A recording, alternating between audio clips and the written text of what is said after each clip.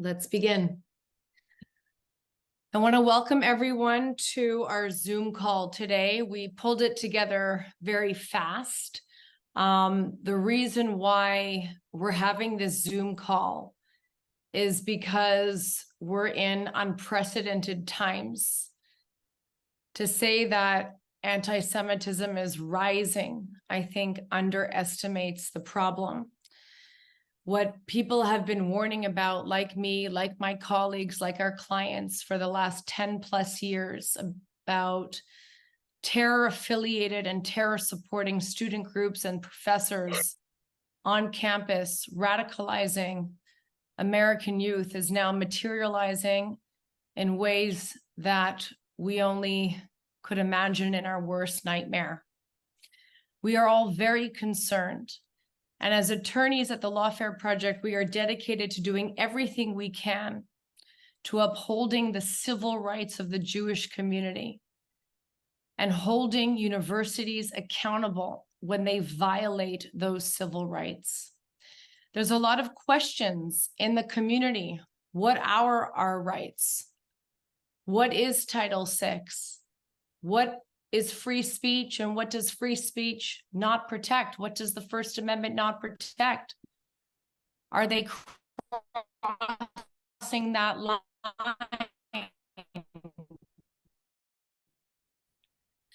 And we've been bombarded with these questions. So we decided that we wanted to do a Zoom to brief the community, to answer any questions that you have. I want to start off by saying that there's no bright line rules, as is everything in the law. It is fact specific. So what we can do to our best ability today is provide an overall briefing on the First Amendment, on anti-discrimination law, on Title VI. We can talk about hypothetical situations and what would be a cause of action that would succeed and what wouldn't be. But I urge you, if you are a student, if you are a professor, and you want legal advice, to contact us directly so that we can best help you based on the particular fact pattern and your particular experience. My goal here is that once you know your rights, you feel empowered to enforce them. Too many times we've seen our students and Jewish professors being victimized on campus, but being too traumatized or even being discouraged from standing up for themselves, from filing legal actions. We're told sometimes you're being too aggressive, even though I don't know what that means. I couldn't imagine anyone accusing the NAACP of too aggressively asserting the civil rights of the Black community. We're told aggressive litigation it's going to increase anti-Semitism. This is a product of trauma. If we don't stand up for ourselves, we will let the anti-Semites win because they will get away with what they're doing with impunity. We live in the age of minority rights movements.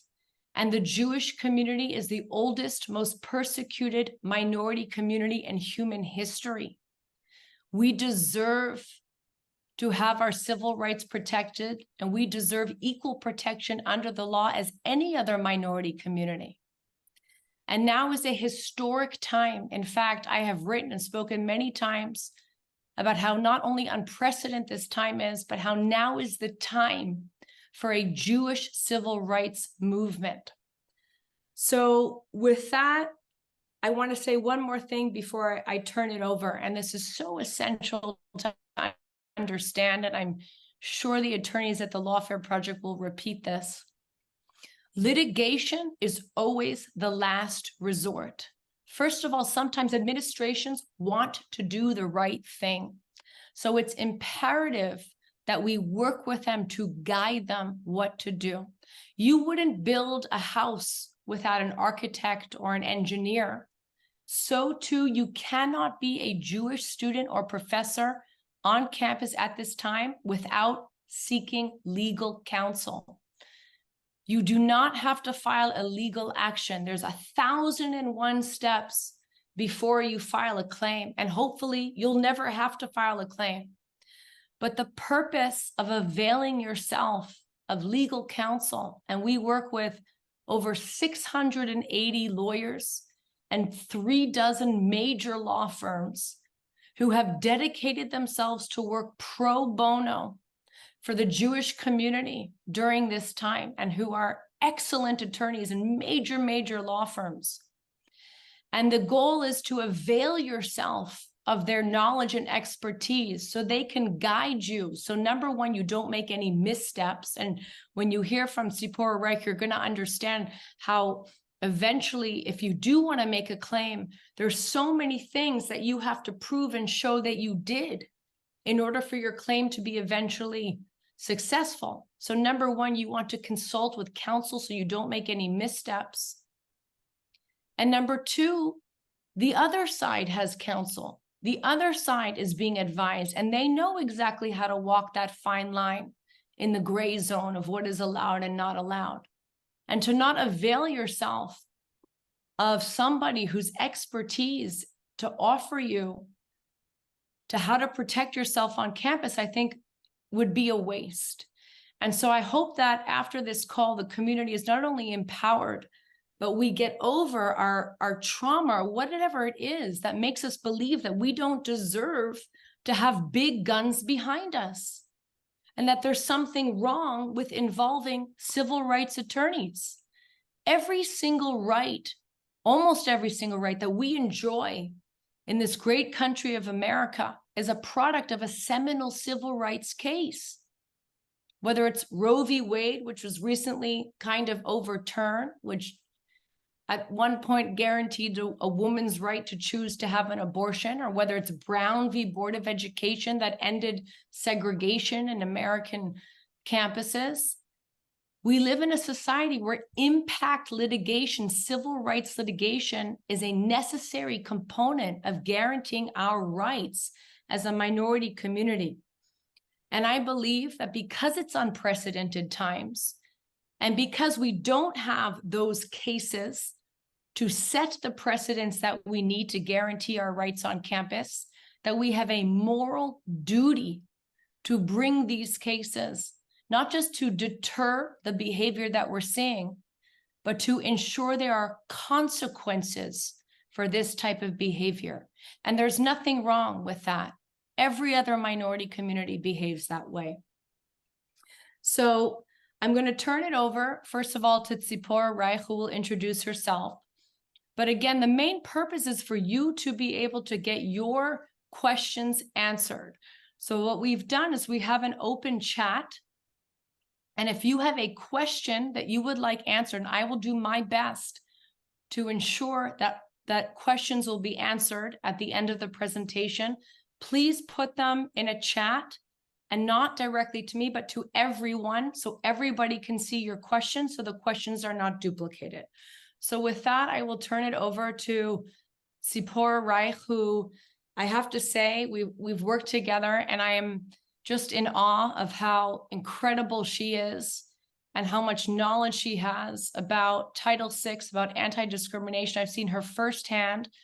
We are now have been retained and are representing students on multiple campuses, and she's just doing incredibly wonderful work for these students. So Tzipora, let me turn it over to you, and you will be giving us an overview of what is Title VI, the whole free speech thing we spoke about.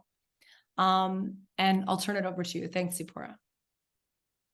Thank you, Brooke, and welcome everybody. It's a pleasure to be able to talk to you tonight. I think what I want to do is I want to start with saying that we have gotten an overwhelming amount of calls, hundreds and hundreds of students from different campuses that are suffering, absolutely experiencing one of the most horrific hostile environments of their lifetimes at school. And they're all begging, they're saying, what can you do to help us, right? And I want to sue the school. I want to sue my teacher. People are livid with what's going on. And the hardest part of my job is to try to explain to them that while they're experiencing the most horrible hostility of their lifetimes, there may not be a legal action that we can take to stop the school. So the first thing I want to start with today is just explaining what I mean by that, because that's something I have to do with almost every caller who calls me, unless, of course, they're a lawyer or have some experience with the legal world. And the best way I can do it is compare it, give you an example to somebody who has a bad headache. So I'm going to start with, you're experiencing a horrible environment on campus. It's unbelievably hostile. People are saying horrible things about Jewish people, about Israel, about you personally. And you think to yourself, I want to take legal action. However, you can't always take legal action. It really depends on whether or not what's happening to you is actually actionable. And like I said, the best way for me to explain it to you is by comparing it to a terrible headache.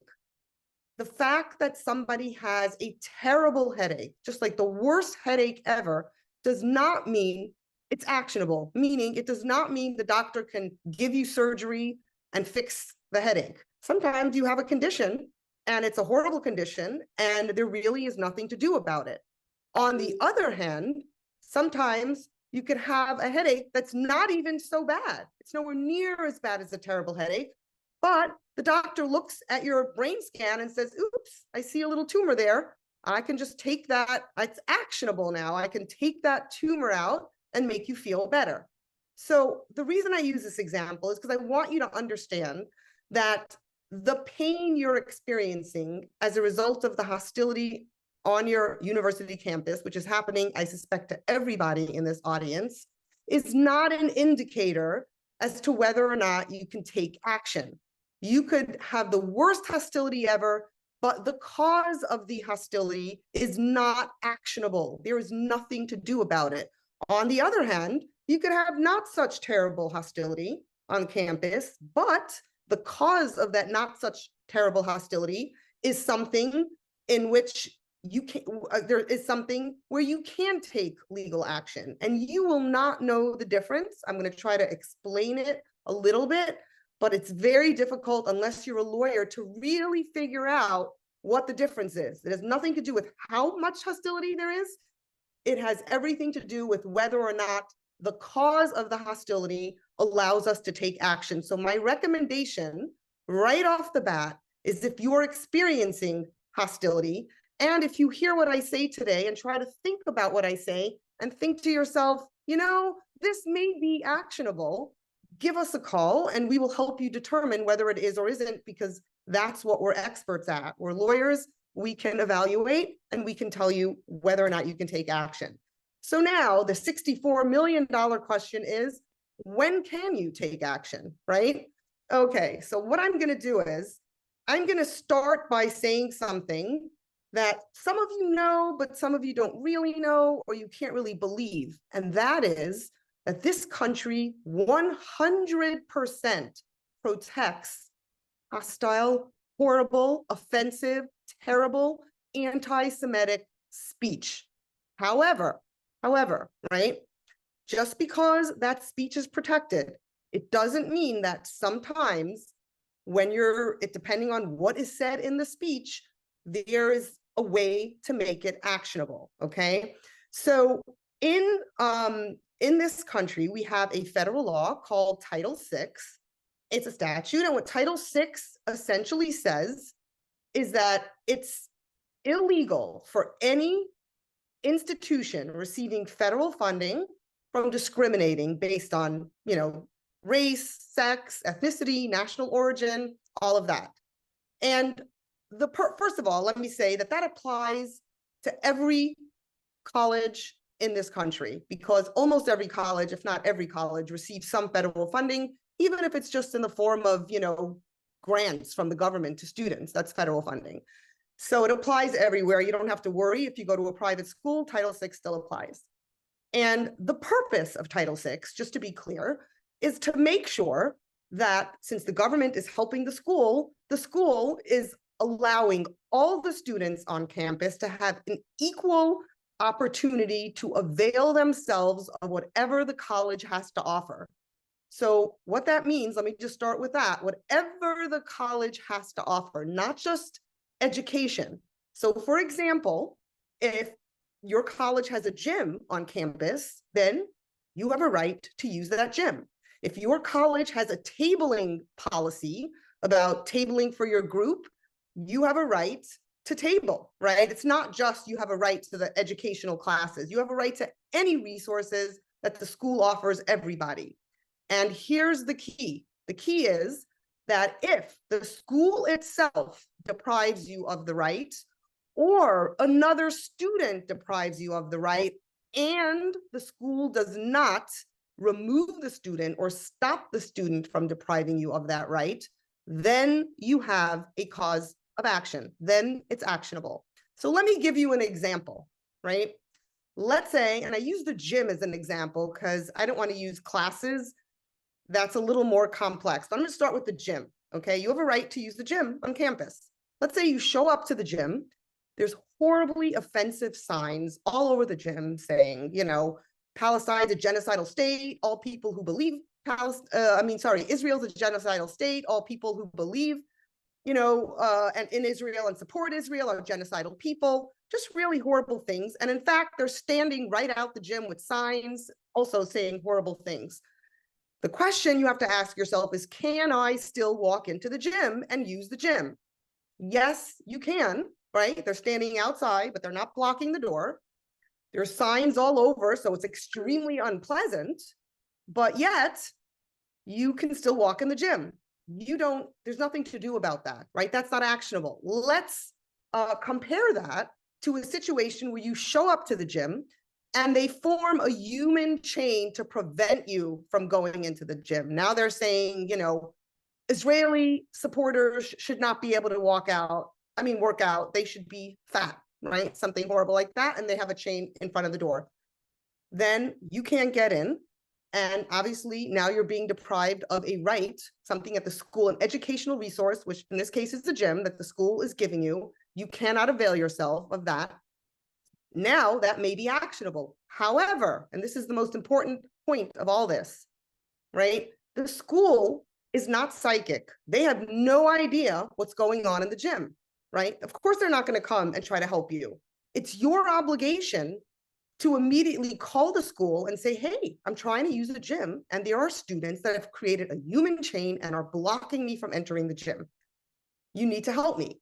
Now it becomes the school's responsibility, because remember I said the school can't discriminate, and if a student is not letting you avail yourself of the resources, the school has to remove them. So the school's now responsible to come down and pull the kids away. What if the school doesn't do that? Now you really have an action. You notified the school of the problem, and they did nothing to make sure that you are able to avail yourself of the gym. Now, that's a very clear-cut example, like they're making a human chain and they're keeping you from the gym. Literally, you can't walk in. What happens when it's a little more murky? So you can get into the gym, but they have this thing where every single Palestinian in the room is waiting, or pro-Palestinian protester is waiting to take the machines and to make sure you can't work out, right? Or they're walking 1 inch behind you and yelling obscenities essentially into your ear. At this point, you can say they're not allowing you to work out, right? Even if they don't have a chain, making sure that you don't get into the building. And in that case, you can also call the school. Here's the key point to remember. If you ever think you are being deprived of something that you should not be deprived of, that you should normally be able to do in the school as a result of another student or another teacher, the first thing you need to do is tell the school. Because if you don't tell the school, even if the problem does not resolve itself, you can't blame the school because they had to know about the problem, right? And of course, this doesn't just apply to like the gym. It applies to everything. If you have a student group and you want to have a speaker, and your speaker comes to speak about, pro-Israel stuff, for example, and then you have the pro-Palestinian protesters outside, they could say horrible things about the speaker, about you, about Israelis. Again, No problem with that. But what they cannot do is they cannot make it so that the speaker can't speak. Not necessarily because they're blocking the speaker from entering the room, although that is one way to make the speaker not speak. They can also, for example, come into the room and all of a sudden the speaker starts speaking. They grab these huge megaphones and start drowning out the speaker's voice. Guess what? They are depriving you of your right as a student group to listen to have and listen to a speaker, right? What do we do again? First thing you do, you contact the school and you say, I'm in this room, I have a speaker, there's pro-Palestinian protesters with large megaphones, they're making it so that it's impossible to hear my speaker. Please come and help me. We want them to come and help you. We want them to fix the problem. However, if they don't fix the problem, we want to hold them accountable because that's the only way we're going to ensure that it doesn't happen the next time, that it doesn't happen on other schools, or other school campuses. So it's really important that you do this. Now, the other question I'm asked a lot, but is the following. They're like, okay, so you're saying horrible speech, offensive speech is all protected. What about they're saying stuff like, you're a Jew that should be gassed and therefore we're not letting you into our student group. Now, if it's a student group and it's funded by the school, then you have every right to go into the student group, even if it's a student group that's not necessarily something you would necessarily go into. However, and this is really important, the student groups that are funded by the school, which gets federal funding, is responsible to allow you to attend. If they don't allow you to attend, then again, you can call somebody at the school and say, they're not letting me attend. And that happens quite often, especially if it's a group that's maybe pro-Palestinian. Now, here's the thing that you have to know. Just because you have a right to come into the group does not mean you have a right to speak at the group. If it's a pro-Palestinian group, they're allowed to say, we only want people who speak in favor of Palestine. We don't want people to speak in favor of Israel. And they're perfectly within their rights to say that. So you don't have a right to come in and say what you think, but you do have a right to come in and sit down and listen and be a part of the group. And if they don't let you in that group, then of course you can call the school. And then the other thing I wanted to say, and I don't want to take up too much time because we're already almost halfway in and I want to give everybody a chance to talk and people to ask questions. But the other thing I want to say is that you also have a right to do the little things like hang up signs, like I said before, like table, like sit certain places in the dining room. If you want to sit in a certain place, nobody can make you not sit there. And if any of those things are taken away from you, and I'm saying those, I'm mentioning those particular examples because after speaking to so many people, I kind of see repeat scenarios, and those are some of them. So for example, if you hang up signs, they're pro-Israel signs to try to counteract the pro-Palestinian signs, and then Palestinian students or pro-Palestinian students rip your signs off, again, go to the school and tell them they're ripping my signs off. I have a right to speak. Remember, I have a right to hang stuff up on the wall. The school is responsible from now on to make sure that they're not ripping off the signs. Either they install a security camera, figure out who's doing it and punish them. They have a security guard standing there. They have to do something to make sure that whatever rights you have in that school, you are actually able to avail yourself of, right? And then I guess the final thing I want to say is obviously you're allowed to say things. No one's ever allowed to touch you, period. Even if it's not a forceful touch, right? It can potentially be a battery.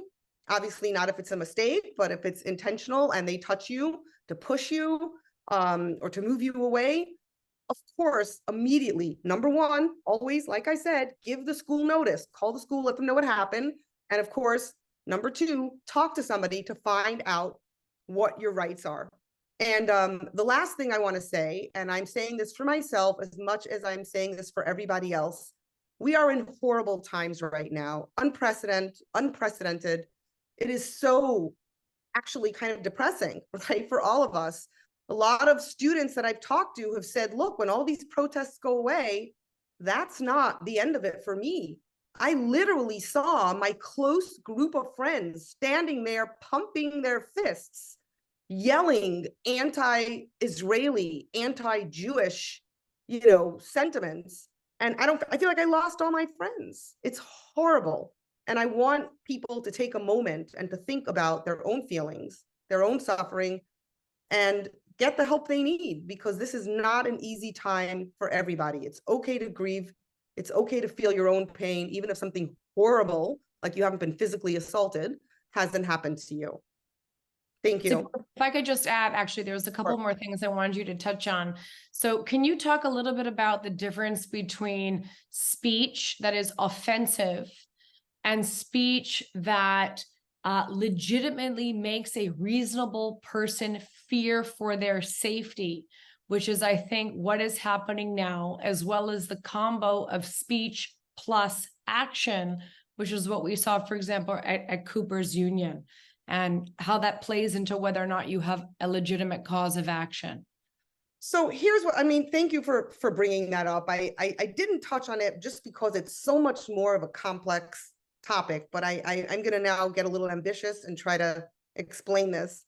So as I said before, offensive speech is protected, right? That's the country we live in. However, there is speech that is not necessarily so offensive. I mean, it's so offensive, yes, but that's not the only problem. The problem is that it maybe suggests that it's okay to hurt Jewish people. For example, right? Let's say you have somebody standing on the quad saying, literally saying, I think what Hamas did is heroic. They took the lives of Jewish civilians to make their point, and they have every right to. Their resistance and freedom, they are freedom fighters, and they have a right to resist, right? Now, what they said in that speech, if you think about it, is essentially, I think it's okay to kill Jewish people just to make a point or for a good cause. What does that mean? That means essentially he's saying it's okay to kill you and me on campus if you want to suffer the consequences of it, because you have a good cause, and it's okay to kill Jewish civilians, right? So in that case, when it's so blatant, okay, and if you're not sure if it's blatant, if it's kind of, on the line, those are the times that it's really important to call lawyers like us at the Lawfare Project. But if there is any flavor whatsoever of somebody condoning killing Jewish civilians for the purpose of making a statement about a cause, or even what they're calling a good cause, right? Then that's something that could potentially not be protected. Now, just so you understand, we're in very unprecedented times again, and this particular point has not really been litigated in court when it's this nuanced, and we are prepared to litigate it if we think the situation calls for it. So you would be doing everybody, including you, everybody on your campus, and Jewish people in general, a favor by coming, talking to us, and allowing us to help you navigate what's going on and help you figure out whether or not this is a case in which we can order the school to stop this, or if they don't stop it, potentially bring legal action. Is there anything else, Brooke, you wanted me to talk about? Yeah, and so I just want to emphasize that normally it's not just speech, and we're harping on the issue of free speech because these are the questions we're getting. But in reality, what the questions that we're fielding is a matter of the totality of the circumstances, a set of facts where there's speech, there's posters, there's a prevention of someone having access to avail themselves of school facilities. Then they're marching around campus and the students feel threatened. They reasonably feel threatened, and then they're maybe falsely imprisoned in a library, or they cannot show up to class because they literally feel like they're going to be assaulted. that's when speech plus action is most likely actionable. But again, it's so fact specific, and I will repeat what Sipora says. It's so important to consult with attorneys to understand whether or not what's happening to you on campus could be the basis for a cause of action. And then the last thing I wanted you to touch on is, so let's say you, Sipora, notify the school and you say, I feel unsafe. And it's not that the school doesn't do anything, but they do the minimum of what is required of them. They say, oh, okay, so we hired some more campus police, or we're going to keep you in your dorms for 5 hours while this protest happens because we can't guarantee your safety. Does that then absolve the schools of their responsibilities under Title VI? What is your take on that? And then finally, because I don't want to interrupt you again, can you conclude with a note as to the fact that Title VI is one of many claims that you could potentially bring against a school, which include breach of contract or simply suing under a state anti-discrimination law? And the reason why we're talking about Title VI really is because there's a lot of hype in the community and everyone's throwing Title VI around, but sometimes that might be your weakest claim. And no attorney is going to file a lawsuit against a school that only alleges a violation of Title VI. It's going to be an 135 complaint that, brings as many causes of action as possible, obviously that are legitimate and have a chance of success. So I'll leave it for you to that, and then you can conclude and we can move on, Sipora, please. Thank you. Sure. I'm going to touch on the breach of contract first. So while it is true that there are other causes of action than Title VI, the reason I am harping on Title VI, and most people are, is because usually the same thing that allows you, the same occurrence that allows you to sue on breach of contract also allows you to sue on Title VI. So what do I mean by that? Schools have rules, right?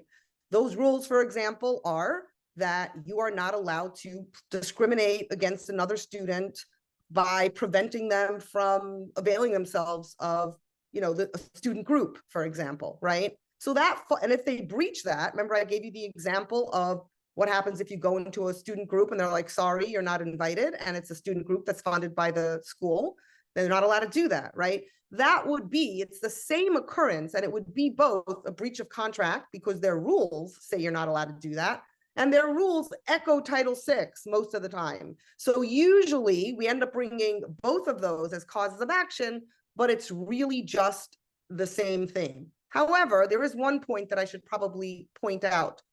Sometimes, for example, and this is why school rules are so important.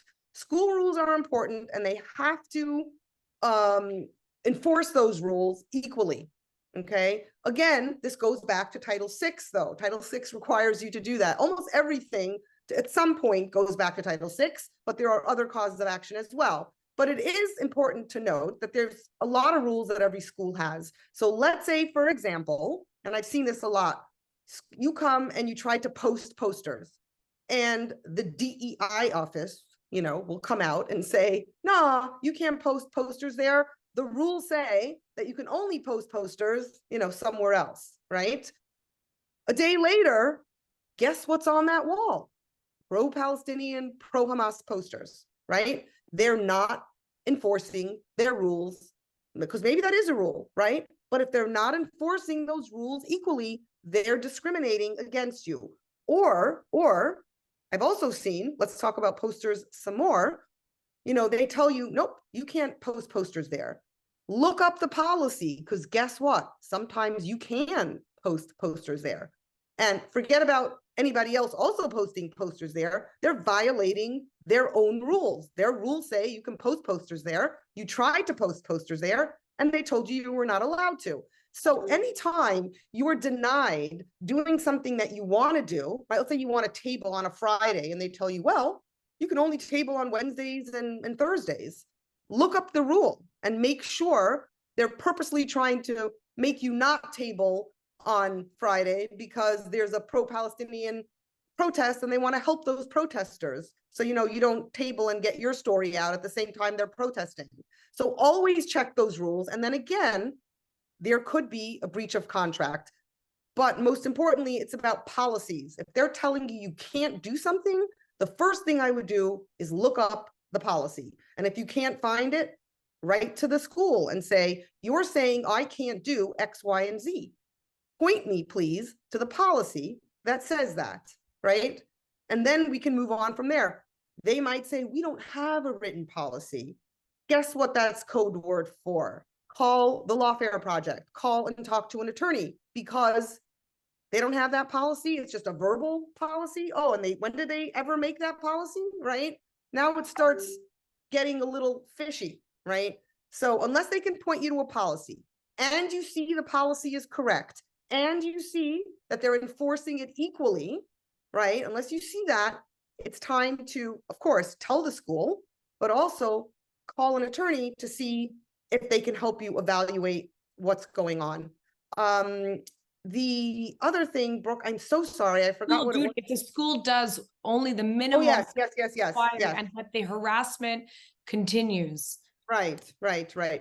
Okay, so the bottom line is the school has an obligation to make sure, again, always think in your mind, am I able to avail myself of everything the school has to offer? Again, whether it's the gym, whether it's tabling, it's having, a pizza night, or it's being in the dorms, right? And feeling safe, being able to be in the dorms and feel safe in the dorms, right? Those are all rights you have on campus. So think to yourself, when something goes wrong and you've told the school and the school's made an attempt to fix it, have they fixed it enough, enough that you can avail yourself of whatever it is? The reasonable person would say that's enough of a fix. Like you complained last time that you were afraid to go to class because they had protests and there were not enough security, right? Then the very next time you show up when there's a protest and there's like 5 measly plainclothes securities or 10 measly securities, even if they're in uniform. That's clearly not enough. The kids are moving out of the line and threatening you, that would not be enough. However, if you show up and there's a line of security and police on, either side of the protest, and they're making sure they stick to the area they're supposed to stick to, then yes, it's still extremely unpleasant. What they're yelling is still extremely unpleasant, but they've taken action to make sure you can get to class safely. And then I think the other thing, I think Brooke, you were mentioning, and that kind of is what makes this whole thing a little difficult, but I'll touch on it because you mentioned it. And that is what happens when it's not just speech. And I think I was the one who originally said, what about the totality of circumstances? I think I probably said that to you, Brooke. That's what you're raising back to me. And that is true. Okay. Sometimes in other areas of law, the courts will not just look at a single factor, they'll look at the totality of circumstances. So while speech itself is not, offensive speech itself is not enough to cause a hostile environment, I can say, well, they're insulting who I am, who my people are, the country I believe in, the right to have a country, that's offensive and it's a very hostile environment. And you're right, it's a very hostile environment. But going back to my original point, offensive speech is protected, even though it's creating a hostile environment and it's not actionable, right? But what happens when they're doing that and they're doing it every single day, and everywhere in the campus you turn your face, you see something horrible. And on top of that, it's very difficult to get to class. I mean, you can get to class, but you have to walk a roundabout way. And as you're walking, you're terrified because you see these menacing stares and people pumping their fists at you, and you're afraid that they're a minute away from hurting you, and you don't see enough security guards. I mean, even though nobody's hurting you at the moment, the situation altogether is so pervasive, and the speech itself is being weaponized as something beyond just speech, right? It's turning the speech into something else, just another vehicle of creating hostility for you, along with 5 other vehicles, right? When that happens, you can potentially take action. But again, that's a fine line. It's definitely not something that even some of the best lawyers can figure out, right? It's a hard thing to look at, but we have experience in this. I've been practicing for many years. And if you come to me, I will think about it. I will mull it over. I will talk about it with other experts, and we will present the options to you. You know, maybe it's something that we want to pursue, maybe it's not, but that's kind of the slippery slope, but we're willing to help you with it as well. So always feel comfortable to contact us, and we'll see what we can do to help you. Okay, and then the last thing, just because we've forgotten, again, I want to be so mindful of everybody's time, but it's so important that people understand this. There's a difference between private schools and public schools. And private schools can take harsher actions against student groups that are violating its policy than public schools can. Just as an example, the banning of SJP at Fordham that I know, Zipporah, you wrote the amicus brief for that. Just touch upon. That's a super tricky topic, but you are, luring me into this. So now here I am. It is true that private schools have more example. A private school could say, we only have, especially if it's a parochial school, we only have women on, swimming on this day and men swimming on that day, right? And the public school can't do that, right? But most private schools, if they're not religious, they follow the rules of the public schools, but some don't. Some are a lot stricter. So while some schools in their policies say, even though we're not a public school, they might not say that, but they say, we protect freedom of speech, just as it is in the First Amendment. Most schools will have a statement that's similar to that. And if that's the case, there really isn't more leeway. But some schools, they want to reserve the right to be able to maybe, kind of limit certain speech that they find so offensive.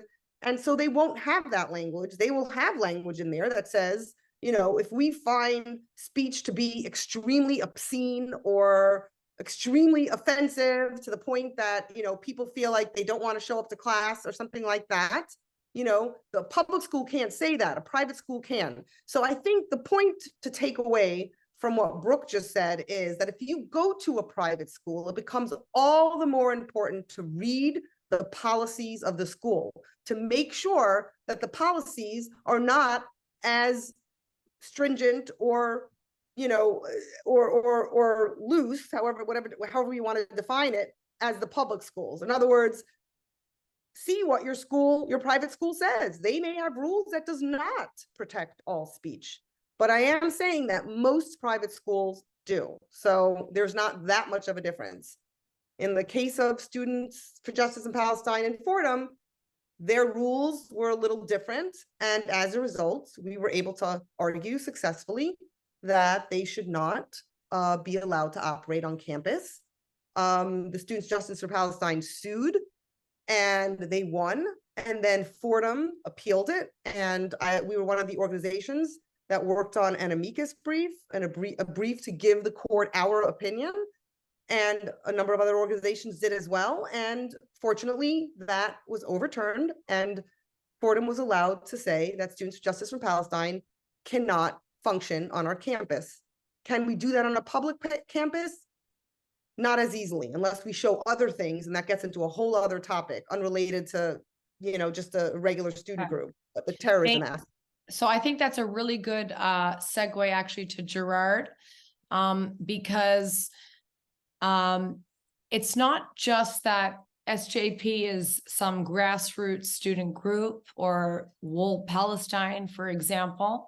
And Gerard has extensive experience when it comes to enforcement of criminal law and representing clients who have been assaulted, as well as knowledge of the connections between groups like Wool Palestine and designated terrorist groups. What we're seeing on campus, and I'm not going to go into this though, there is a root cause, and many have written about the terror affiliated groups that are operating, which I do believe that law enforcement has an obligation to investigate. So with that, I'll turn it over to Gerard to talk about that area.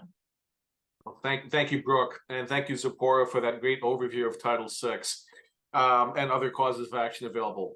When it comes to SJP, Students of Justice in Palestine, Wall Palestine, and some of these student groups, I think a lot of people are wondering what exactly they are, what their motivation is, whether they are actually connected with terrorist organizations. And to be honest, we don't have answers. That's something that the FBI needs to look into. That's something that state investigators need to look into. However, what we have seen is what Governor DeSantis did in Florida. We have seen, based on a statement that National SJP put out soon after October 7, that Palestinian students in the, who are not in Gaza, who are not in Israel, they're all part of the resistance and not merely supporting it. That's been used to bootstrap an argument that SJP is part of Hamas, that SJP is connected with Hamas. And the argument that's trying to be made is that they are essentially aiding, abetting, or providing material support to a designated foreign terrorist organization. Now, why this is important is that this is providing grounds in some states, like in Florida, to try to decertify this organization and get it removed from campuses.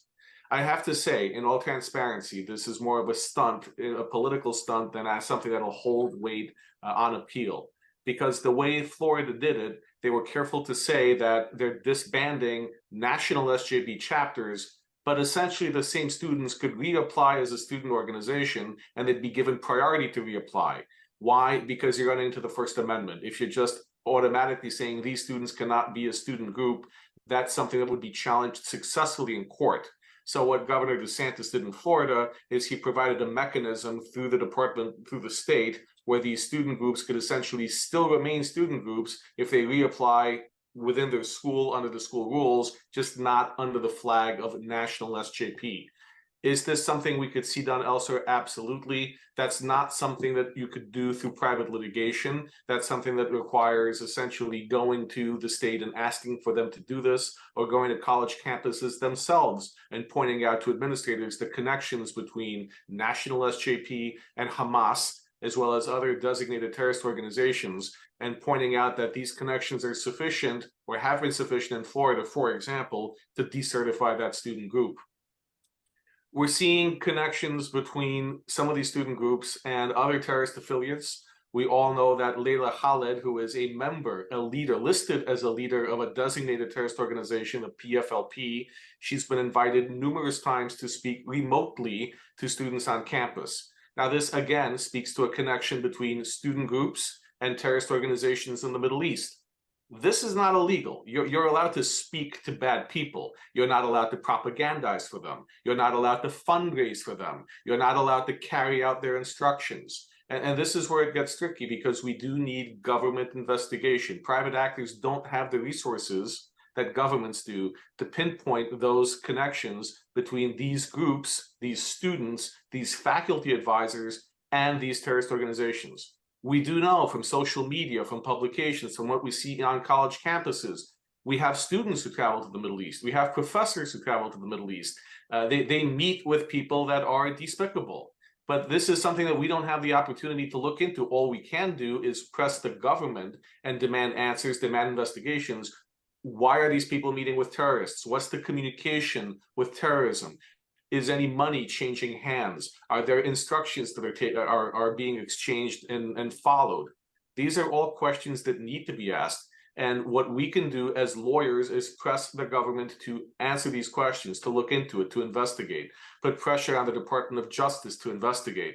And this is something that you all can do as well, supplementing these call to action, essentially, to look into these groups.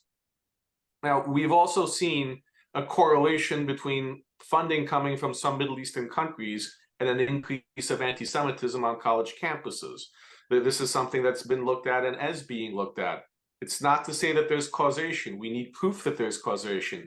But everyone notes that when you have billions with a B of dollars coming in from Qatar, from the UAE, from Saudi Arabia, from other state actors, and this is going to college campuses that have now turned into a hotbed of anti-Semitism, the question becomes, what is that money paying for?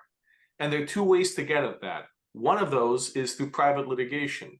Something to know, if we have a case against a college, if we have a case that a student's rights were violated, we can try through the discovery process to get to what money, if any, influenced what happened on campus.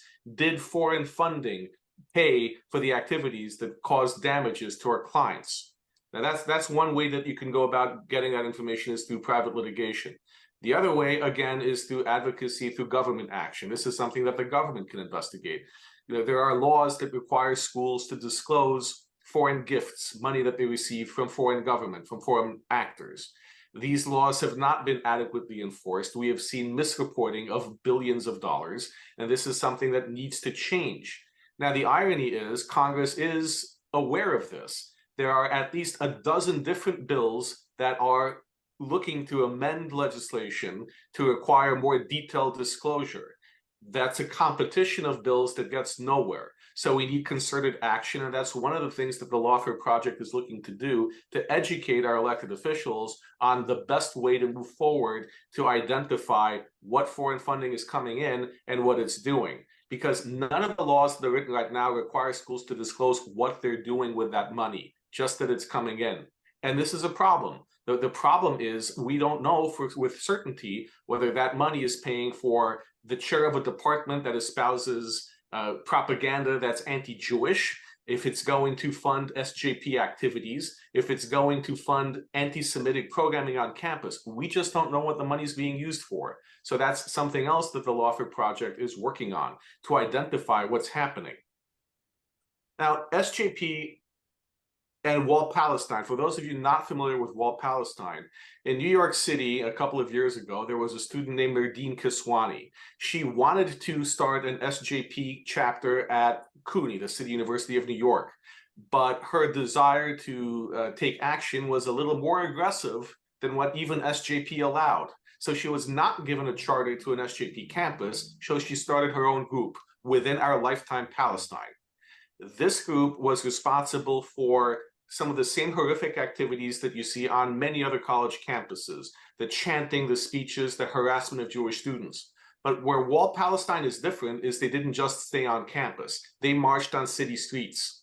In 2021 and 2022, there were a number of violent physical attacks against identifiable Jews in New York City, hate crime attacks for which members of Wall Palestine were convicted, including against one of our clients, Matt Greenman. He was attacked by a member of Wall Palestine for nothing other than having an Israeli flag, and he was beaten to the point that the federal government stepped in. We were able to secure a federal prosecution under federal law for a hate crime attack, for a conspiracy to commit hate crime attacks, and that attacker pleaded guilty and is now in federal prison.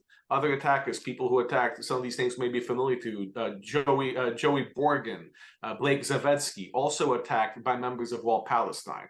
So this is important for a few reasons. One, it shows the connection between what's happening in campus and in the community. What starts on college campus does not end there. We see this in New York City, we see this in Berkeley, we see this in a lot of other cities, in Chicago. Two, these groups are committing violent attacks. These violent attacks are not something that the school is capable of dealing with. This is why you go to the police. And this applies whether you're on a college campus or on the city street. If you have a student, if you're not a student, if you are on a college campus and someone physically attacks you, you call 911. You go to the police, you file a complaint, you file a police report, and you pursue charges. That's what we're here to help with as well. Because quite frankly, some colleges give students the runaround. They say that it's not a big deal, they can't take a statement, or they send them from one office to another. They try to pawn them off on administrative offices or complaints instead of criminal prosecution. This is something that we've seen for a number of years now, and a lot of students get discouraged and don't want to seek help. What's an attack? Some of it is obvious. You have someone with a stick, with a Palestinian flag, physically hitting a Jewish person with a stick. That's an assault. That's criminal. What's less obvious is, for example, what we saw in a widely circulated video about what happened at Harvard a few days ago. You've got a Jewish student walking on a pathway on campus, and he is blocked in by pro-Palestinian, pro-Hamas agitators. He tries to get away, but they jostle him, they push him, they prevent him from leaving. That's also a violent attack. Even if they didn't hit him with a stick, they laid their hands on him, and he did not consent to that. That's an attack. That's something you file charges for. That's also something you can pursue civilly. They didn't allow him to leave. That's false imprisonment. That's a criminal charge. that's also something you can file civilly against. So when you encounter this kind of agitation where someone puts their hands on you, blocks your access, prevents you from leaving, these are things that you file police reports for. These are things that, if it's confusing, if it's not simple, and sometimes it's not, you come to us and we help you file those police reports, and then we demand prosecution, because filing reports is not enough. We see this in major cities. New York City, you have the police that actually want to prosecute a lot of these offenders, but sometimes the DA's office drags its feet because it's not, for whatever reason, whether it's political correctness, whether they don't accept minority on minority crime, whatever the reasons, sometimes DA offices drag their feet, which is why it's helpful to have attorneys like what we do, which is help pursue those charges and make sure that they get prosecuted. Now, criminal charges are, I want to say, easier in one respect because they're more bright line. Either something happened or it did not. You're not looking at a balancing test of, is the environment sufficiently pervasive? Is it persistent or severe? Either an attack happened or it didn't. Either someone was prevented from exiting a building or they weren't. But these are oftentimes harder for students to pursue, and they need support to do that, which is where all of you come in because we need to encourage people to come forward, whether it's to file a complaint under Title VI, to file a lawsuit alleging whatever can be alleged, or to file a criminal complaint. It does take all of us supporting these students to come forward, to help them to come forward and to feel safe and comfortable bringing charges and fighting for their rights. And this is the biggest thing that we've seen. I don't want to call it a blessing. It's absolutely the wrong word to use, but I don't have a better one. The good thing about what's happened in the last month is that, like never before, people are willing to talk about what they're experiencing. It's no longer secret or in hiding. College kids, for the most part, they want to get their degree, they want to get out of there, they want to move on to their job or to graduate school, and they don't want to cause waves. This is true even today after what we've seen. But the difference is now more people are willing to come forward. We are seeing videos of what's going on. We are seeing pictures, and that helps people come forward. That gives them empowerment to know that the world is not ignoring what's going on. So what's important here as well is we do need people to take pictures, to take video, to document what's happening. Whether it's a criminal complaint or a civil complaint, or you're going to the school and complaining about what a teacher or a professor said, it's not enough to just go and give a verbal comment or a statement. Document it, put it in writing, get an email, send an email, get a copy of a police report, ask for something in writing, because quite frankly, if it's not in writing, it never happened. You can't prove it. You will be sent to the wrong person. You will be redirected, misdirected. Nothing is made easy. You take pictures, and we see that now with, for example, people taking video of the, I don't want to use vulgarity, the not so nice people who tear down the hostage posters. They're taking videos of that. Good. Take videos of what's going on around you, because that documents the hostile environment that you're seeing on campus. That documents what's happening to you and what you're experiencing. Ultimately, all of this, what the law comes down to is the effect it has on you. Whether it's actionable or not, it has to affect you. If you're not affected by what's going on, then you don't have a lawsuit. You don't have a cause of action. You don't have a complaint. So you have to be able to show what's going on campus had a negative effect. And that you need to document that, you need to flag that, and you need to hold on to those things. Those are crucially important. Thank you, Gerard. I just wanted to add one thing. Actually, it kind of fell within Tsipora's presentation, but we forgot to mention that, and you mentioned it too, that I guess the silver lining here is that people are now willing to stand up, and this is not happening in the dark. We get a lot of requests for help, and then ultimately there is a fear of retaliation, that if you do file a complaint or you do say something or you do post something online, that you will be retaliated against by your employer or by the school. And we have seen retaliation. It's not just an unfounded fear.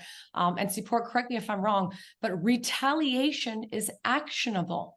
A school and an employer would be stupid to retaliate. That would actually make your case even stronger. There are a lot of good questions coming in. So just super quickly, Ben, and I apologize if I'm rushing you. If you have anything to add in terms of your experience with students, and any advice that you can give that hasn't been touched upon right now. And then I'm going to start reading the questions that have been coming in. Brooke, I'd just like to add one thing about the retaliation. I'm sorry, Ben, it's an important point.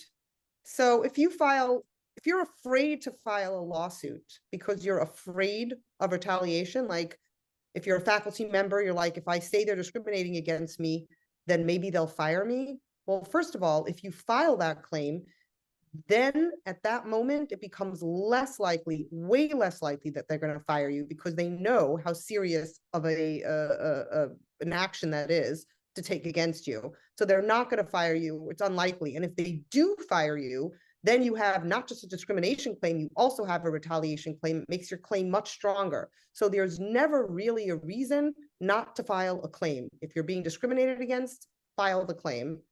And I think it'll work out better for you than keeping silent. It's very important to recognize that. That's it. Sorry, go ahead, Ben. Ben? Sorry about that. To conclude, Ben? Sure, very quickly. So for the last 2 weeks, my days have been spent talking to hundreds of students about the situations they're dealing with on campus. And I can tell how frustrating it is, how mentally draining it is, and how afraid they are. I mean, they express this to us. What I would say is, and I want to convey to all of you, it is so important that any students you are in touch with who are dealing with these kind of issues, that you encourage them to contact us. When students contact us, and I tell every student I speak to all of these things, everything they tell us is confidential, even if they don't end up retaining us to represent them. Nothing they tell us goes anywhere without their permission. Secondly, there is no obligation on the students from speaking with us. I jokingly say this, but if we hang up the phone at the end of the call and they never want to hear from us again, that is fine. Calling a lawyer for confidential advice enables them, the students, to give us all the information we generally cannot get, I will say, when parents who have some understanding of the situation, but not the full understanding, don't know the details, that they can't convey to us. And certainly that news articles are usually very short on. We need to hear the full stories so that we can properly evaluate what we may be able to do. With that, though, going back, calling a lawyer is not signing up for a lawsuit. Calling a lawyer enables us to guide the students, to tell them, here is what we think your options are. It could be, we don't see a lawsuit available at this point. However, here are steps that you can take, some of what my colleagues all discussed earlier, to best prepare yourself in the event that the situation devolves further and would pave the way for a lawsuit. If students don't know the rules about, as Gerard said, recording, as I think Gerard and others said, about how to document things, if they meet with professors in person, what do you do after to ensure there's a record of what was discussed if you're presumably not sitting there in the room recording?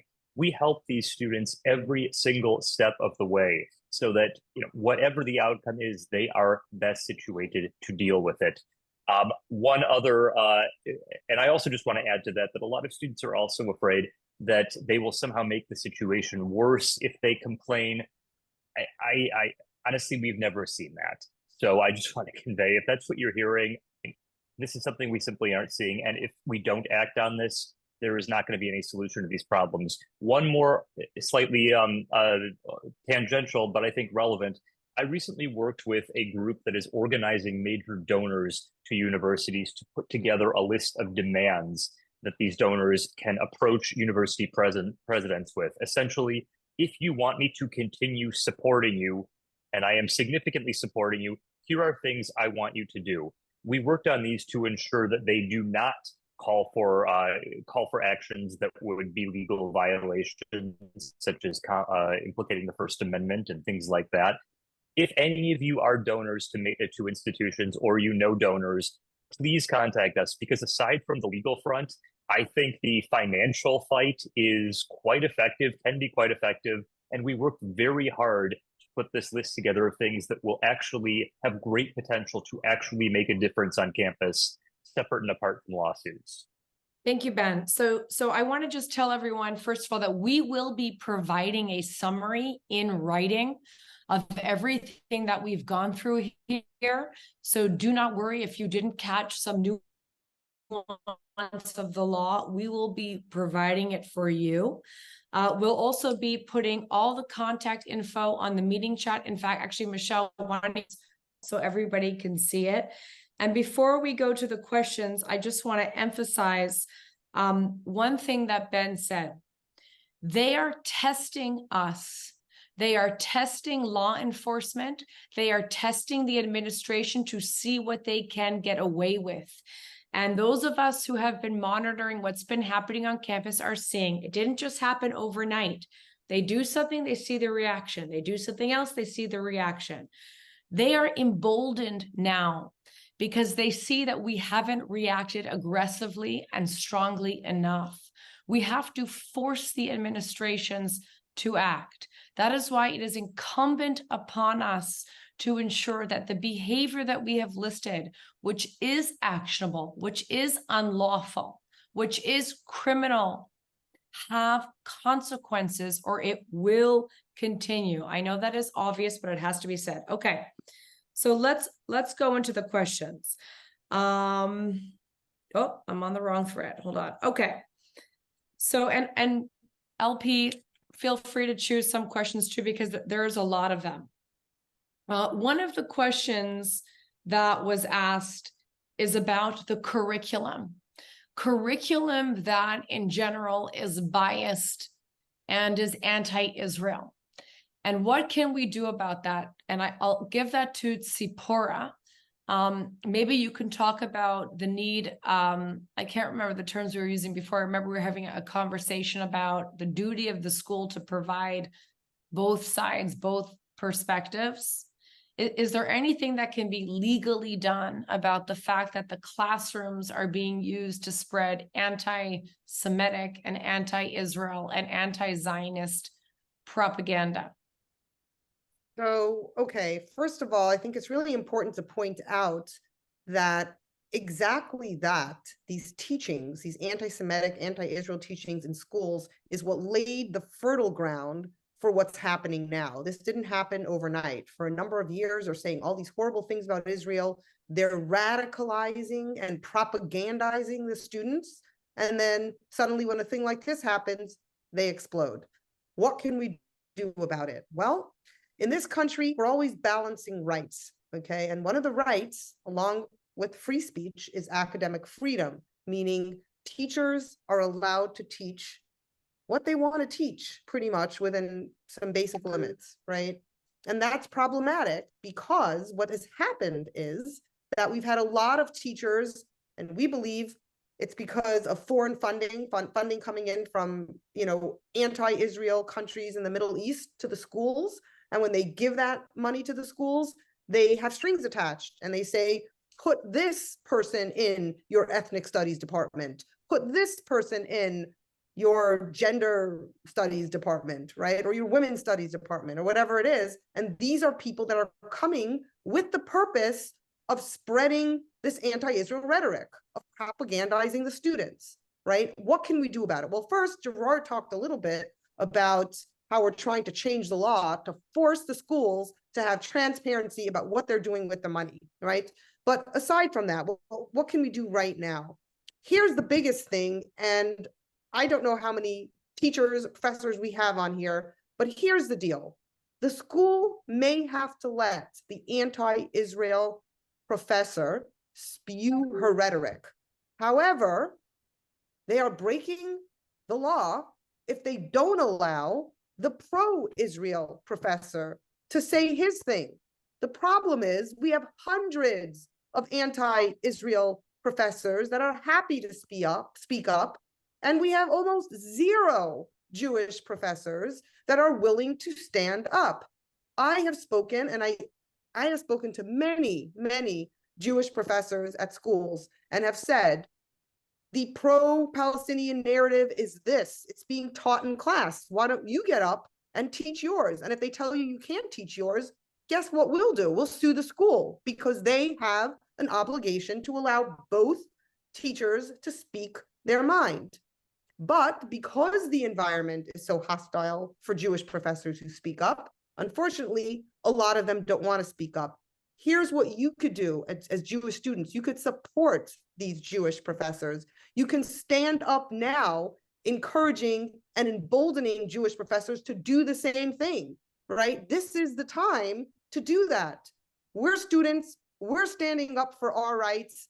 Please help us, professors, and we will support you. We will rally around you. We will legally do what we can to make sure that you do not lose your job as a result of what you do, and you are not facing discrimination from your department. And guess what? If you are facing discrimination from your department because of what you've said, again, we can bring legal action against the school. So this is a systemic problem. I'm so glad somebody raised it, because it's your responsibility, Jewish community, including myself, to support these professors by taking action yourself. Nothing emboldens other people when they see other people in their community taking action. Okay, I'm going to go rapid fire through a couple questions that I think are a little bit easily answerable. Do you feel you have enough pro bono attorneys supporting your efforts?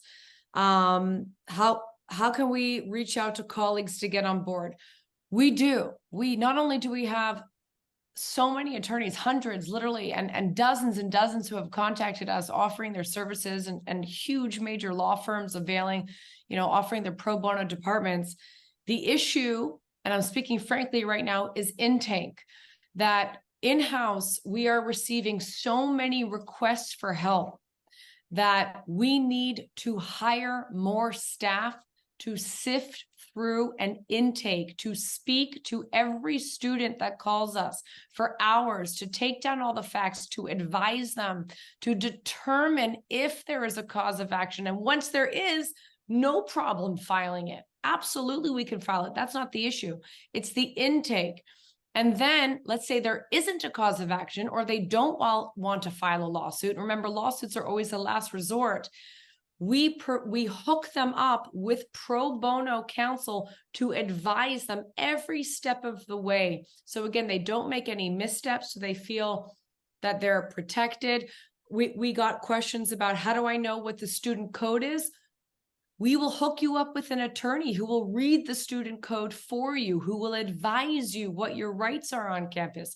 If you want to complain to the administration, we will have an attorney help you draft that email, that it makes sure that it says all the right things you need to say to notify the administration, to put them on notice legally as to what their Title VI obligations are.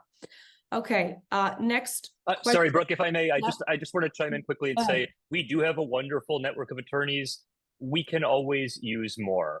Right. The people we have are terrific. The outpouring of offers to help has been wonderful. That being said, we have issues that come up at the drop of a hat. A student may need someone to help them when they're getting hauled into a meeting tomorrow, things like that. There may be conflicts. Many law firms have done work with universities, and then there is a conflict, and that firm can't litigate against that university. So while we have a wonderful, wonderful army, please, if you know attorneys who would want to work with us, who can handle full litigation, who are experienced in civil rights law or can get up to speed in it, and First Amendment law and the other areas we've discussed, please have them go to our website and sign up for our attorney list. We will talk to them, we will get them up to speed, and we will get them going. And you'll see that all the links were posted here. If you are a lawyer who wants to help join our legal network, we have a link that you can sign up. I want to go quickly because I really want to address everybody's questions. Schools like Harvard, et cetera, have codes of conduct that require respect and civility. That's being ignored. Why aren't administrators enforcing it? Are those violations actionable? I think they are. If you can show us that there's a code of conduct that is not being enforced, or is being enforced in a way that's discriminatory, it's being enforced against the Jewish students in a different way that it's being enforced against every other students, that is potentially actionable. What is the role of mandated education in preventing anti-Semitism before it manifests or masks itself as social justice? Education about the historic oppression of Jews, pogroms, etc. Is that a critical part of public education? Absolutely. We have made a mistake, unfortunately, in the Jewish community, some of us, not all of us, of supporting this progressive critical race theory that paints the Jews as white colonial oppressors, which is false in so many reasons that we'll have to go into in another Zoom call. But absolutely, we should be demanding mandated education that goes beyond just studying the Holocaust, but also modern forms of anti-Jewish discrimination disguised as pro-Palestinian or political advocacy. How about a Freedom of Information Act request? Is that helpful? 100%. A FOIA that was filed by the Sahor Legal Institute, I think is the correct name, was incredibly instrumental in bringing to light the relationship that the school, Texas A&M, Lawfare staff, correct me if I say anything that's inaccurate, please. Texas A&M's relationship with Qatar.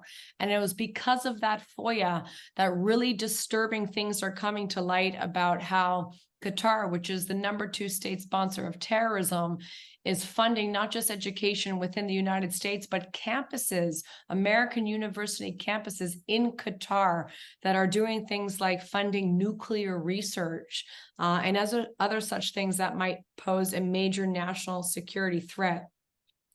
Next question. I will say quickly that with that FOIA litigation took almost 4 years, so people should temper their expectations that that's a quicker and easy fix. Thank you. What about BLM and posters of gliders on school campus? I think this goes also to Tsipora's point that if there is speech that says we want to kill you, or is a glider that literally is a sign of somebody murdering Jews, that there can be a legitimate argument if we are able to analyze the totality of the circumstances, and as a reasonable person, you feel unsafe on campus, it may be actionable. And if posters like this are showing up on your campus glorifying violence, I strongly encourage you to contact us. Okay.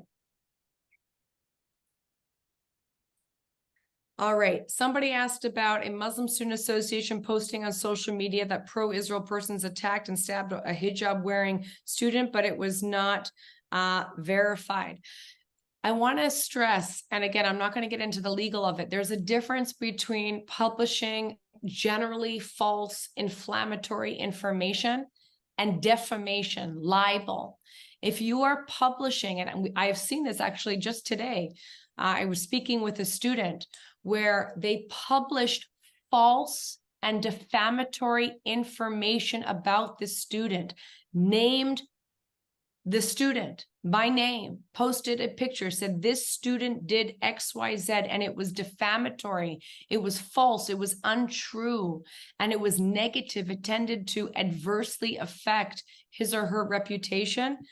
Yes, that is actionable defamation, but general lies in general are not actionable. As Gerard said, you have to have someone who has felt a harm, and that person who has felt a harm or been harmed then can bring an action, becomes a plaintiff.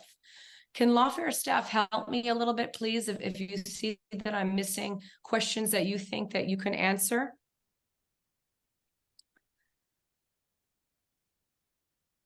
Okay, one question was, what if there are university groups that are not university sponsored that are hosting activities on campus? I don't know if that's an issue or if it might be a way for groups to get around policy. So could it be the case that there's a student group and it's not getting any funding from the school?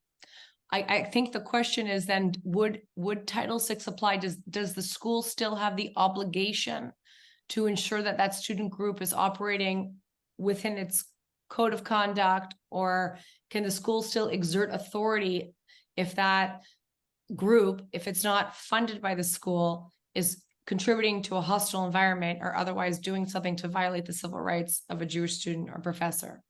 Tzipora. Yeah, sure.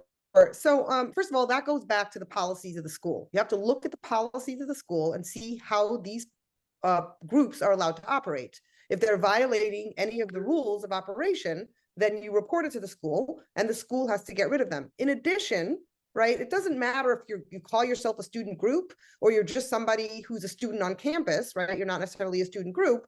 You're not allowed to do the things that any students are not allowed to do to Jewish students. You're not allowed to block them of availing themselves of their rights, right? So if a group of students is doing something, or even one student is doing something from a group that's getting in the way of you availing yourself of the educational opportunities, as I described to be any rights you have on campus, then same thing. You have the right to tell the school, and if the school doesn't stop it, then you have a cause of action against the school. Okay, another question is, often university administrators claim that they can do nothing as a responsibility. It's a responsibility of a separate student administration. Is that a valid defense? So basically they're punting. And I'll answer that. No, it's not. They can't punt. They have, as Zipporah said, a responsibility to fix the situation.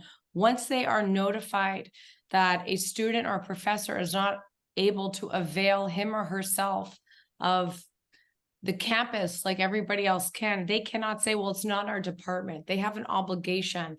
And again, this is something that an attorney would look up. They would look up what the rules and regulations of the school are and make sure that the school isn't using excuses to get out of its legal responsibilities. Let's see. What if the DEI office in the school, whose function is to help minorities with bias complaints, refuses to treat Jews like other minorities and attacks instead of helping? I think that is clear-cut cause of action. If you can show that the Diversity, Equity, Inclusion Office has treated you as a minority different than others, and after notifying them that you have a problem, refuses to help, that is absolutely actionable. Okay. We talked about physical attack. We talked about speech. People have asked several questions about, well, what if they say this or say that? Again, it's a totality of the circumstances. If the reasonable person feels unsafe, then it could be actionable. Absolutely the same. I saw another question. If you hear death threats on campus, what remedies generally are available under Title VI? Let's say, and this is actually a really important question. If you sue a school, there's two ways that the lawsuit can go. Either you can win it in a court of law. And so what are the remedies? What can a court award you? Or you can settle the case. And often in a settlement agreement, you can achieve more than you can in a court of law. So for example, when we sued San Francisco State University, we were able to come to an agreement with the school to implement the types of policies and procedures necessary to solve the problem that we were tackling that a court would not necessarily be able to order in a judgment. And I'll turn it over a little bit to you, Tzipor, if you want to add. But for example, we were able to take out all of the anti-discrimination reporting from the school and force the school to hire a third-party entity for a period of years to take in all reports of anti-Jewish discrimination because we didn't trust the administration to deal with it fairly. So we created a whole other entity, a third-party entity that the school has to pay for that will handle the discrimination complaints. We crafted with the school a new policy, a policy that recognized that Zionism is an integral part of the Jewish identity. It's not just a political point of view. It's part of my cultural, ethnic, and religious identity. And that anti-Zionist discrimination is not a political issue. It's a civil rights issue and should be treated as anti-Jewish discrimination and a series of other things. that we were able to craft in the settlement agreement that you wouldn't be able to be awarded by a court. So then Zipporah, I'll change it to you. So what remedies then are available, not just under Title VI, but if you sue for breach of contract, or you sue for emotional distress, or you file a civil lawsuit because you've been assaulted? So first, thanks for raising that. So first of all, there's always a money component. How much money depends on how much damages there are. But in most of these cases, and this is really important to understand, part of the reason these universities want to settle, and there's a number of reasons, but one of the reasons are they don't want to spend a fortune of money. And how can they spend a fortune, even if the damages are not that great? These cases, because they're civil rights cases, are called fee shifting cases. That means that if we go to court and we win, we can ask the judge in a motion to get the other side, meaning the university, to pay our attorney's fees. And our attorney's fees, even though we don't charge you a dime, we're allowed to say what we would have charged you had we charged you money, are very, very high, because we're very, very experienced attorneys, and to be a lawyer is to be charging a lot of money. We all know that, right? So we can get a lot of money from the school. And the reason this works in your interest is because, let's say a third of the way into the lawsuit, we tell the school, listen, we can play this two ways. We can take it all the way to the end, drain you of your financial resources, because you're gonna have to pay the attorneys a lot of money. And then on top of that, you're gonna have to pay us our money, right? Our attorney's fees. Why don't you just give us what we want now? We'll only take attorney's fees up until this point. We're not going to go to the end. So you'll only have to pay half of what you would have to pay if you went all the way to the end.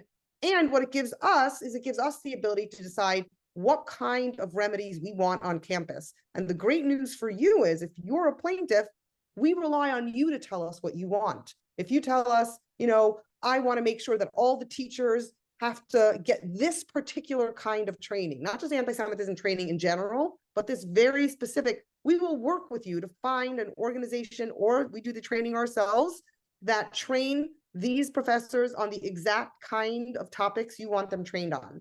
Or if you want an apology letter, sometimes we can get you an apology letter. It's not a one kind of size fits all. It's you as the plaintiff, if you're suing, get to decide what it is that's going to remedy the situation and what it is that's going to help change things on campus for other students. So it's an extremely powerful and liberating thing to do. I just want to emphasize too, a lot of people are focused on, well, let's just give them some anti-Semitism training. What we're interested in doing as a 501c3 public interest entity is creating systemic change, not bringing in the ADL to train people on what is Islamophobic and anti-Semitic. We are interested in impact litigation that changes the situation, deters anti-Semitism, and solves the problem on campus.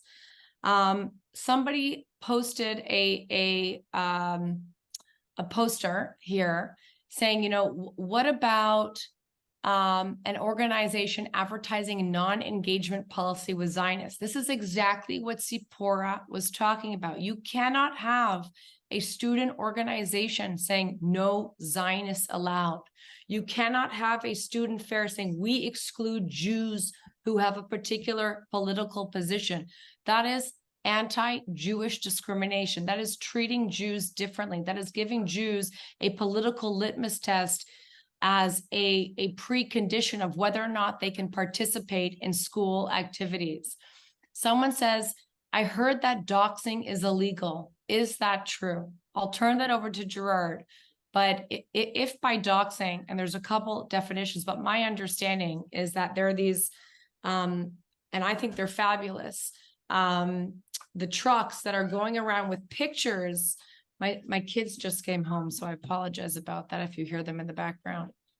If there are pictures of students that are factually accurate, that do not give rise to defamatory statements, is that illegal, Gerard?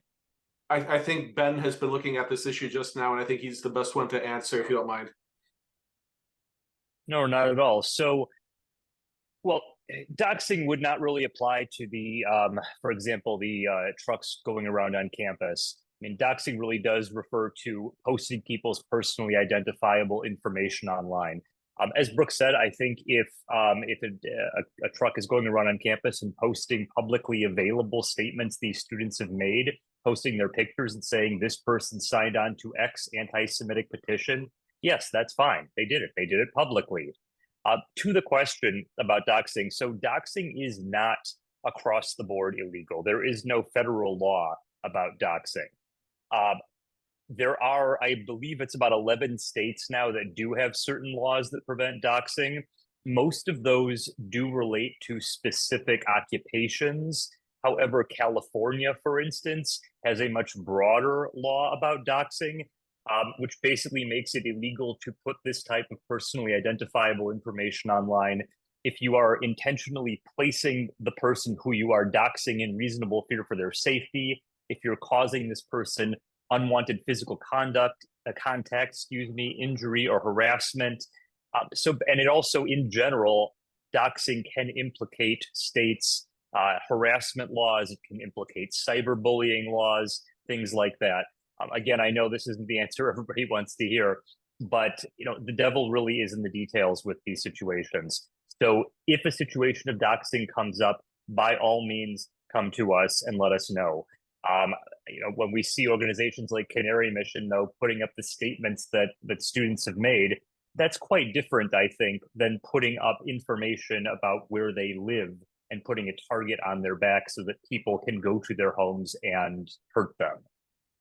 One thing I will quickly add, one thing that we are already seeing is the other side is starting to use the legal system to threaten and harass Jewish influencers, Jewish voices, to try to silence us from speaking the truth and asserting our identity. And what we do at the Lawfare Project as well is fight against that. So if you're experiencing, if you're being threatened with a lawsuit because you dared to post something online, we're available to talk to you about that as well. And you should reach out by any means.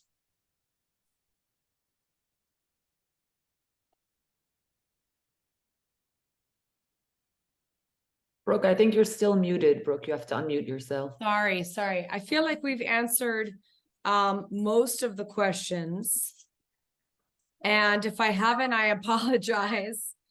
I want to interject. Somebody did ask if the Lawfare Project would help draft complaints, and that answer is absolutely. Call us if you want to draft a complaint. We can help you.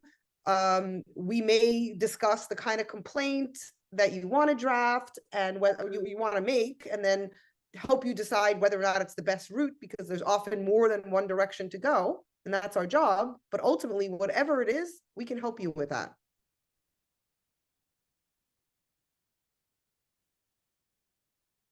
Brooke, you're muted again. Got it. Sorry.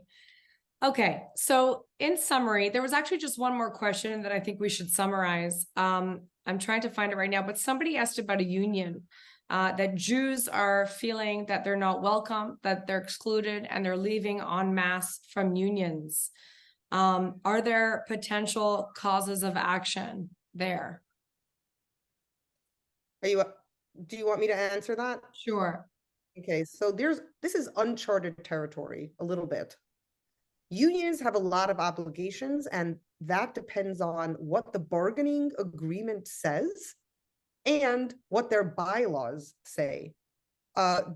Unions have a duty of fair representation for their individual members. So for example, if you're a Jewish member and you're being discriminated against, and you go to the union and say, help me, I'm being discriminated against just because I support Israel, and they don't want to take on your fight and represent you to the school and tell the school that you're being discriminated against and help you, that could be a problem, because they have to represent you just like they have to represent every other student. And there's caveats to that. So I don't want to get all lawyerly on you, but that's the general rule, right? They don't always have to take on every case, but they have to do that in a non-discriminatory fashion. The other obligation they do have is that they can't just do whatever they want. They have to follow the rules that they set. So if in their rules it says that they cannot comment on things that are irrelevant to the school, that they're functioning in, or all the schools they're functioning in, and they're suddenly talking about, Hamas and the resistance movement and how great they are, then that could be problematic. So union law, however, is extremely complex. We do have some union attorney assistance. So definitely, I encourage you to reach out to us, and we'll do the best we can to help you kind of figure out what rights you have vis-a-vis your union. One last thing I thought was important to address also, I just saw this question, is it's not just us that's getting this influx of calls and reports about anti-Semitism. There is a gentleman here, I think it might be a lady, I don't know, a litigator at Haynes and Boone in Washington, D.C., who has had the privilege of working on many important legal matters on behalf of Agudath Israel of America. They're getting many calls from Orthodox Jewish students on campus that are subjected to anti-Semitism. What paths should an organization like theirs take in facilitating legal services? It is really important for you, please, to contact us. We will help you with the intake process. We will help you understand what types of questions you can ask the people who are coming to you to determine, what is something that should go to a lawyer and what is something that should be dealt with more on a communal level or by a movement like the End Jew Hatred movement, for example. But we can help you with this. Please, please get in touch with us. And then the last thing, this is important. The UC Berkeley, I keep saying the last thing, but all these amazing questions are here. The UC Berkeley teacher assistant who offered extra credit to anyone attending the National Student Walkout against the, quote, settler colonial occupation of Gaza.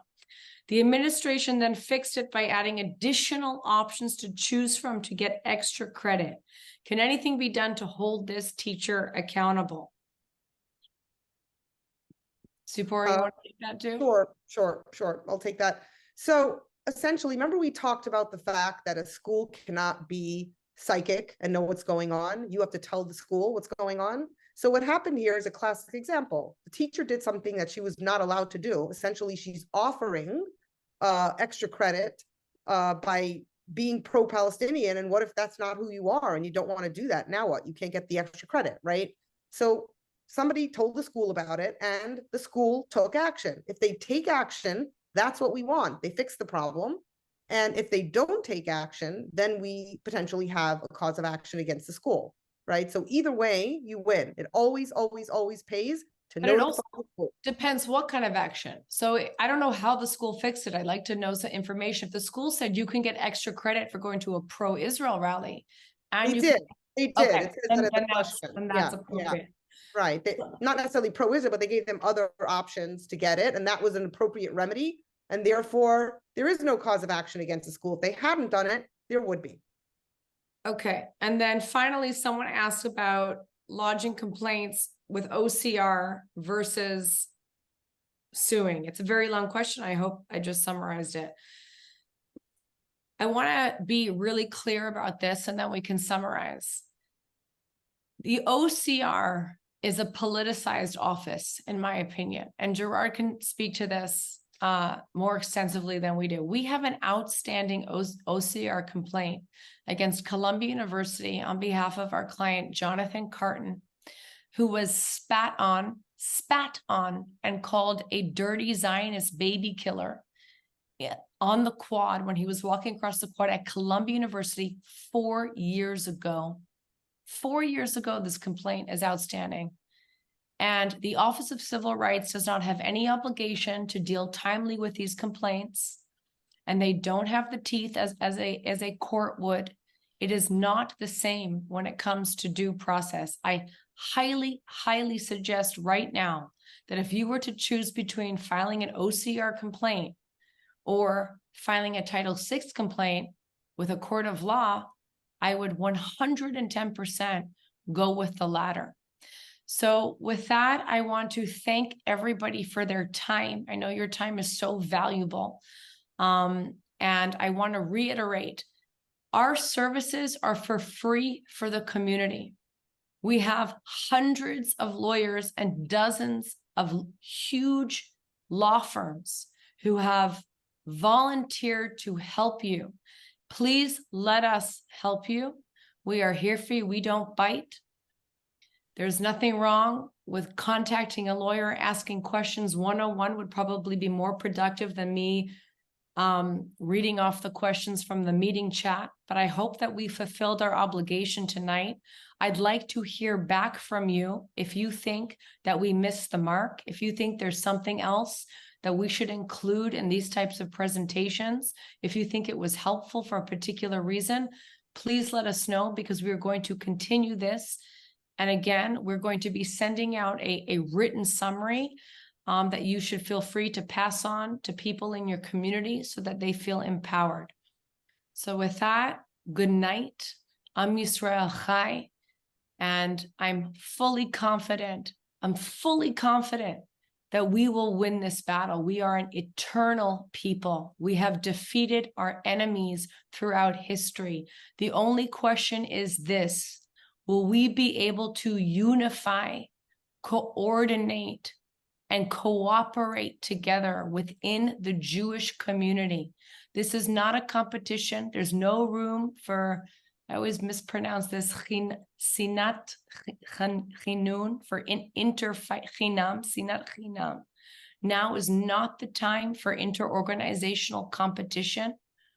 I want to encourage you to reach out to law firms, to the Lawfare Project. I don't care. I don't care if you go to a law firm in our network or without our network. I just want you to uphold your rights. And I will end with this.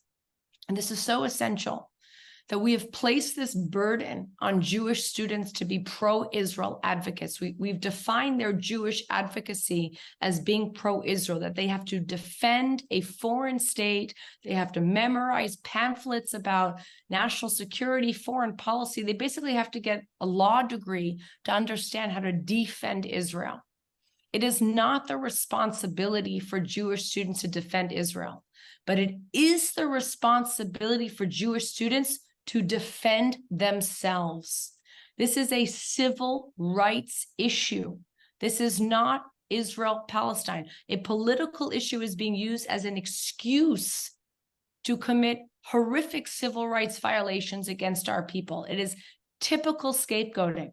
Like, if I'm angry at the government of China for the way that they handled COVID, I can't turn around to a Chinese American student and treat them differently. That's bigotry 101. And for some reason, the whole world understands that, except when it comes to the Jewish community. And part of that reason is because we have not forcefully and aggressively stood up for ourselves. And I hope that changes. So thank you again, and we look forward to hearing from you. Take care. Thank you all.